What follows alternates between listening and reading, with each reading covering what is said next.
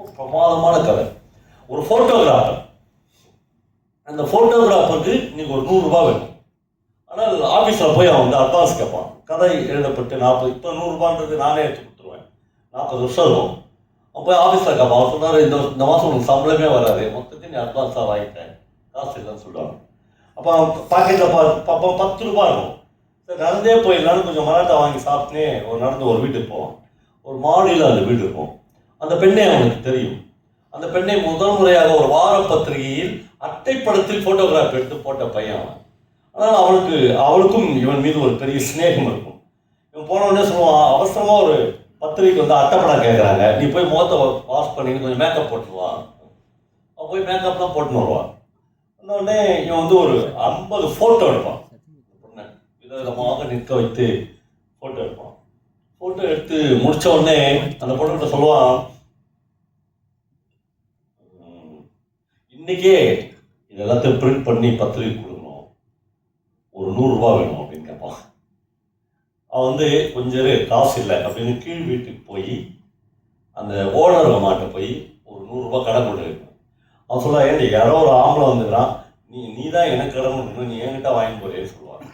இவன் இல்லை அக்கா நான் அப்புறம் சொல்கிறேன் கூட அப்படின்னு வாங்கி வருவான். வாங்கி வந்து கொடுத்த உடனே கண்கலங்க கொடுத்தோடனே அவன் 50 ரூபாய் எடுத்து இந்த பொண்ணுகிட்டே கொடுத்துருவான். 50 ரூபா போதும் பிரிண்ட் போகிறதுக்கு, நீ மதியானம் சாப்பிடலன்னு நினைக்கிறேன், நீயும் சாப்பிட்ரு அப்படின்னு 50 ரூபா கொடுப்பான். போயிடுவான். போயிட்டோடனே அந்த வீட்டுக்காரக்கா, கடன் கொடுத்த வீட்டுக்காரக்கா மேலே வரும். அவன் சொல்லும், என்னடி ஆச்சு என்ன? அவர் சொல்லுவா, அக்கா ரொம்ப நல்லவன்க்கா, ஆனால் அந்த கேமராவில் ரோலே கிடையாது. அப்பெல்லாம் டிஜிட்டல் கேமரா கிடையாது, அந்த கேமராவில் ரோலே கிடையாது. அவனுக்கு ஏதோ பண கஷ்டம், அதுக்காக என்கிட்ட 100 ரூபாய் கேட்க வந்துருக்கான். 100 ரூபாய் கேட்டால் நான் தப்பாக நினச்சிக்கணும்னு என்னை ஃபோட்டோ எடுத்தான். சரி, அது எல்லாம் பொய்யா எடுக்கிற ஃபோட்டோன்னு தெரிஞ்சா நீ போஸ்ட் கொடுத்த அப்படின்னு கேட்பா. நான் தான் சொல்லிட்டேனேக்கா அவன் ரொம்ப நல்லவன். எப்படி சொல்கிற நீ நல்லவனே? எவ்வளோ நல்லவனாக்கா, இந்த கஷ்டத்துலேயும் 100 ரூபாய் வாங்கி என்கிட்ட 50 ரூபாய் கொடுத்து சாப்பிடுன்னு சொன்னான்ல, அவ்வளோ நல்லவன்க்கா. நண்பர்களே, மனிதர்கள் எல்லா இடத்திலும் இப்படித்தான் இருக்கிறார். நீ வந்து ஒருத்தன் குடிச்சிட்டே இருப்பான். வண்ணதாசன் ஒரு கதை எழுதுவார். ஒருத்தன் குடிச்சுட்டே இருப்பான், பொண்டாட்டியை போட்டு அடிப்பான், ஒரு ரிட்டையர்டு மிலிட்ரி மேன் அவன். ஆனால் சாயங்காலம் ஸ்டேட் பேங்க்கு வாட்ச்மேன் வேலைக்கு வருவான். வருகிற போது மறக்காமல் ஒரு நாய்க்கு பாலும் பொறையும் வாங்கி ஊட்டி விடுவான். நண்பர்களே, அந்த ஸ்டேட் பேங்க்ல 75 எம்ப்ளாயிஸ் வேலை பார்க்கிறாரு. கடைநிலை ஊழியர்களிலிருந்து பேங்க் மேனேஜர் வரை 75 பேர் வேலை பார்க்கிறார்கள். 75 பேரில் ஒருவனுக்கு கூட இந்த வெளியில் இருக்கிற நாய்க்கு ஒரு ஒரு புற வாங்கி கொடுக்கணும், ஒரு பால் வாங்கி கொடுக்கணும்னு தந்ததே. இந்த மனைவியை அடிக்கிற, தினந்தோறும் குடிக்கிற ஒரு முரட்டு மனுஷனா இருக்கிற ஒரு ரிட்டையர்ட் மிலிட்ரிக்காரனுக்கு அது தோன்றுகிறது. அப்படி என்றால் இந்த 75 பேரையும் ஒரு தராசு தட்டிலும், இந்த தராசு தட்டில் இந்த மிலிட்ரிக்காரனையும் வைத்தால் மிலிட்ரிக்காரன் பக்கம்தான் உயரும் இல்லையா? மனிதர்கள் எப்பொழுதுமே மகத்தானவர்களாக இருக்கிறார்கள். அவர்கள் தங்கள் வாழ்நாளில் சில இடங்களில் கீழவும் இருக்கிறார்கள். நேற்று நான் மகாபலிபுரத்தில் பேசும்போது ஜெயமோகனுடைய சார் வரும்போதே சொன்னார், நீங்கள் வந்து ஆறாம் கதை எப்படியா சொல்லுங்க சார். ஜெயமோகனுடைய 100 நாற்காலிகள் என்று நான் ஒரு கதை சொல்லியிருக்கிறேன். இது வந்து செங்கல்பட்டு கலெக்டர் வந்து எங்கள் பக்கத்தில் உட்காந்துருந்தாங்க. அப்புறம் அந்த அண்ணாதுரை ஐஏஎஸ் சொல்லியிருந்தாங்க, கலெக்டர் போஸ்ட் என்பது எவ்வளோ பெரிய போஸ்ட் அப்படின்னு உங்களுக்கு தெரியும். ஆனால் அந்த கதையில் ஜெயமோகன் அந்த கதையை எப்படி ஆரம்பிக்கிறார்.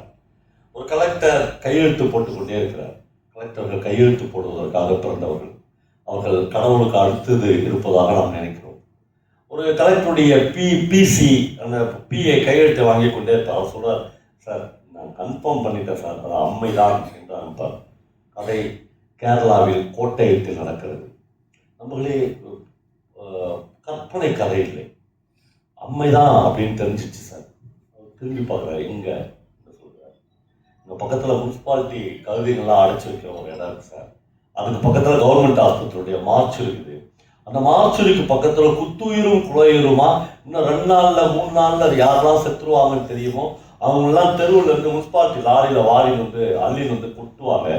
அப்படி கொட்டி கிடக்கிற ஒரு மனுஷி உங்க அம்மா கிட்ட சொல்லுவாங்க. கோட்டயத்தின் கலெக்டர் அவனுடைய பச்சை இங்கு பேனாவை மூடுவார். ஓகே நீ போ அப்படின்னு சொல்லுவார். இல்லை நான் வரேன், யாரும் வேண்டாம் நான் போகிறேன். கலெக்டருக்கு சிகரெட் குடிக்கிற பழக்கம் இருக்கும். ஒரு கடையில் வண்டியை நிறுத்தி ஒரு பேக்கெட் பில்ஸ் வாங்கி பேக்கெட்டில் சிகரெட் பிடித்து கொண்டே இருப்பார். அந்த ஹாஸ்பிட்டலுக்கு அவருடைய கார் போகும். ஒரு கலெக்டருடைய கார் ஒரு இடத்துக்கு போனால் என்ன நடக்கும் என்று எல்லாம் பரபரப்பாக ஓடுவார். டியூட்டி டாக்டர் மாணிக்கம் என்று ஒருத்தர் வந்து இவரை வரவேற்பார். அவர்கிட்ட அவர் கேட்பார், மாணிக்கம் மார்ச்சில் எங்க இருக்குது? லெஃப்ட் சைடில் சார். மார்ச்சிற்கு பக்கத்தில் உயிரோடு இன்னமும் துடித்துக் கொண்டிருக்கிற மனிதர்கள் இருக்கிறாங்களா? இருக்கிறாங்க சார். இந்த போனுமே அவனுக்கு ஏதோ ஒன்று தட்டும். கலெக்டர் ஏதோ ஒரு இன்ஸ்பெக்ஷனுக்கு வந்திருக்கிறார், ஏதோ ஒரு குற்றம் நடந்திருக்கிறது. அவன் சொல்லுவான், சார் நான் வந்து எஸ்சி சார், எங்கள் அப்பா வந்து தோட்டி வேலை செஞ்சார் சார், அதே வேலை தான் சார் நானும் இங்கே செய்கிறேன். எனக்கு எப்பொழுதுமே மார்ச்சுரில் தான் சார் டியூட்டி போடுறாங்க, மெயின் பிளாக்ல எனக்கு டியூட்டியே இல்லை அவன் சொல்லுவாங்க. அந்த இடத்துக்கு கூட்டின்னு போன உடனே ஜெயமோகன் எழுதுகிறார், ஆம் அந்த மரத்துக்கு அடியில் மல்லாந்த வாக்கில் உடலில் ஒரு பொட்டு துணி இல்லாமல் கிடப்பவள் தான் என்னை பெற்றவள், அவள் தான் என்னை வளர்த்தவள், காப்பா காப்பா என்று என்னை இந்த தோளிலேயே போட்டவள் அவள் தான். மாணிக்கம் ஒரு ஹெல்ப் பண்ணுறீங்களா? அந்த அம்மாவை எங்கள் அம்மாவை குளிக்க வச்சு ஒரு ட்ரெஸ் மட்டும் அவளுக்கு போட்டு விட்றீங்களா? நான் ஒரு இந்திரா நர்சிங் ஹோமில் சேர்த்துறேன் சொல்லுறாரு. அப்படிதான் நடந்தது. இந்த மனுஷன் யாரு? அதான் கதை. 100 நாற்காலிகள் என்று இந்த கதைக்கு ஏன் பெயர் வந்தது? இந்த காப்பன் என்கிற தர்மசீலனுக்கு கிடைத்த நாற்காலி மாதிரி 100 பேருக்கு இந்த நாற்காலிகள் கிடைக்க வேண்டும் என்று அவன் ஆசைப்படுகிறான். நண்பர்களே, உங்களில் எத்தனை பேருக்கு தெரியும் என்று தெரியவில்லை. இன்றைக்கு நான் சொல்லுகிறேன், அந்த காப்பன் என்கிற தர்மசீலன் நாயாடி குறவன் என்கிற ஒரு சமூகத்தில் பிறந்தவர். இந்த நாயாடி குறவர்கள் கேரளாவில் 70,000 பேர் இருக்கிறார்கள். இந்த 70,000 பேரும் மோடி கால்வாய்கள் போதில்லை, சாக்கடை கால்வாய்கள் போதில்லை, அதற்குள்ளேதான் அவர்களுடைய வசிப்பிடங்கள். அங்கேதான் சாப்பாடு, அங்கேதான் உறக்கம். இரவுகளில் எல்லா மனிதர்களும் படுத்து விட்டார்கள் என்று கன்ஃபார்ம் ஆன பிறகு கையில் ஒரு தட்டோடோ டப்பாவோட வெளியில் வரலாம். வீசி எறியப்படுகிற அழுகிய பழங்கள், மீண்டு போன உணவுகள், வீசி எறியப்படுகிற இறைச்சி துண்டுகள், அதுதான் இவர்களுடைய பிச்சை. அவன் சொல்றான், என் பையன் அப்படி வளர்ந்த ஒரு பையன் தான் அந்த காப்பன். ஒரு பிரமானந்தா என்கிற ஒரு சாமியார் அவனை அடாப்ட் பண்ணி எடுத்து போய் படிக்க வைப்பார். அவர் சொல்லுவார், கடைசி வரலும் அம்மாவை கைவிட்டுறாரு. அதனால்தான் கடைசி வரலும் அந்த அம்மா கூட அவன் நிற்பான்.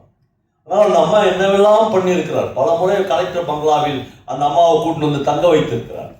நண்பர்களே, கலெக்டருடைய பையனுக்கு, அந்த பையன் பேர் பிரேம்,